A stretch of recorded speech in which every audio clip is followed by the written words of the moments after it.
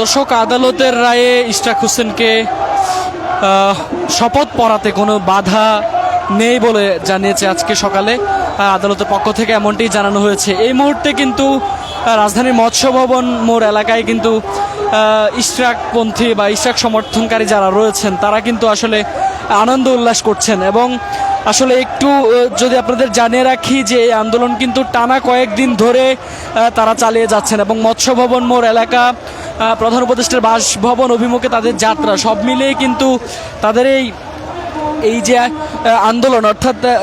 ইশরাক হোসেনকে মেয়র হিসেবে শপথ পড়াতে তারা যে দাবি নিয়ে মৎস্য ভবন মোড়ে অবস্থান করছিলেন, আজকে কিন্তু আসলে সেখানে তারা বিজয় উল্লাস করছেন একরকম। এবং তারা আসলে বলছেন যে আদালতের রায়ে আবারও কিন্তু আসলে ইশরাক হোসেনকে যে মেয়র হিসেবে শপথ পড়াতে কোনো বাধা নেই, সে বিষয়টি কিন্তু আজকে হাইকোর্টের পক্ষ থেকে জানানো হয়েছে। দর্শক, এই মুহূর্তে মৎস্য ভবন এলাকায় কিন্তু আসলে জনসমুদ্র দেখা যাচ্ছে এবং আসলে ইশরাক হোসেনকে শপথ পড়ানোর জন্য যে দাবি ছিল তাদের, সেই দাবি কিন্তু আদালতের পক্ষ থেকে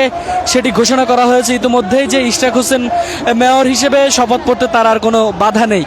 দর্শক, আপনাদের একটু জানিয়ে রাখি যে রাজধানীর বিভিন্ন জায়গায় কিন্তু ইশরাকপন্থী যারা রয়েছেন তারা কিন্তু অবস্থান কর্মসূচি সহ নানা কর্মসূচি পালন করছেন। রাজধানীর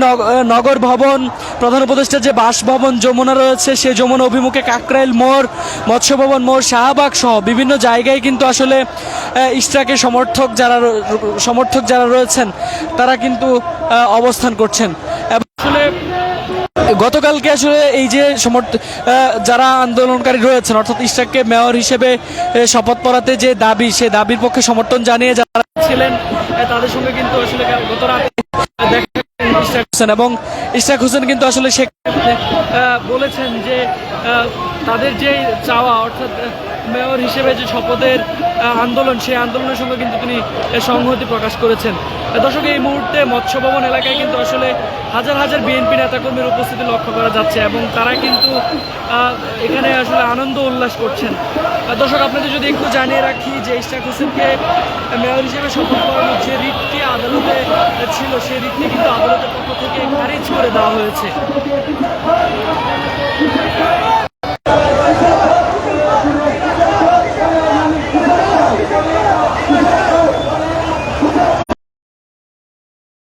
বলছিলাম যে এই মুহূর্তে মৎস্য ভবন মোড় এলাকায় কিন্তু আসলে হাজার হাজার বিএনপি নেতাকর্মী এবং ইশরাক সমর্থকদের দেখা যাচ্ছে এবং তারা কিন্তু আসলে এই জায়গাটিতে